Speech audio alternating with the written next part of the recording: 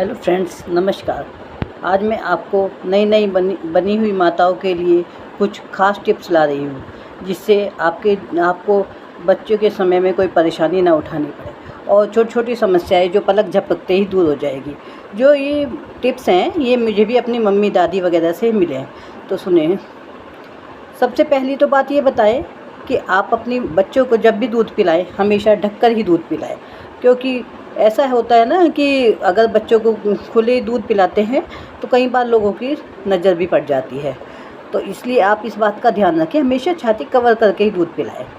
और बच्चों को जब भी आप बाहर से आके दूध पिलाना होता है, तो बच्चों को जब दूध पिलाते हैं, बच्चा बाहर से आते ही दूध पीने की जिद करता है, तो उस समय आपको छाती पर थोड़ा थूक लगा कर तब पिलाना चाहिए, जिससे बाहर का झपटा, ओपड़ी और जो छोटे बच्चों को बहुत कुछ परेशानी छोटी-छोटी आ जाती है, वो नहीं होती।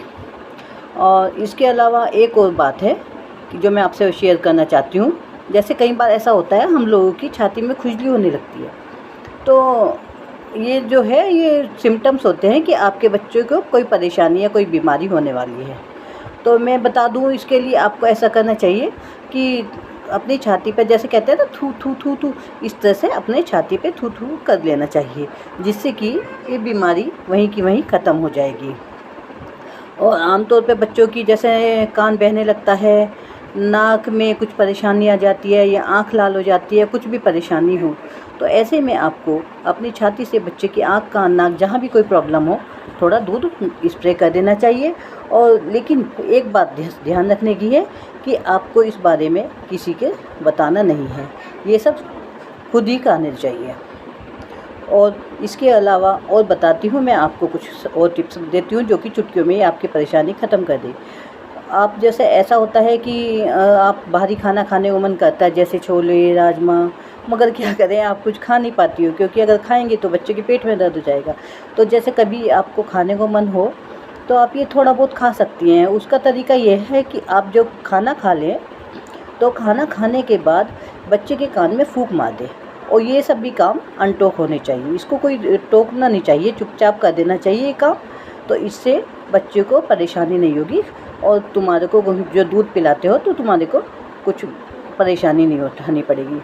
और दूध पिलाते समय बच्चों के सिर को थोड़ा थोड़ा मसाज करते रहने चाहिए। और दूध हमेशा छाती के दोनों छाती से थोड़ा थोड़ा पिलाना चाहिए, नहीं तो एक छाती में भारीपन आ जाता है। और एक और मैंने आम समस्या देखी है कि कई बार बच्चा ऐसा होता है, सिर मार देता है, छाती में सिर मार देता है। तो ऐसे में मतलब छाती में इतना दर्द होता है कि आप बर्दाश्त भी नहीं कर पाते।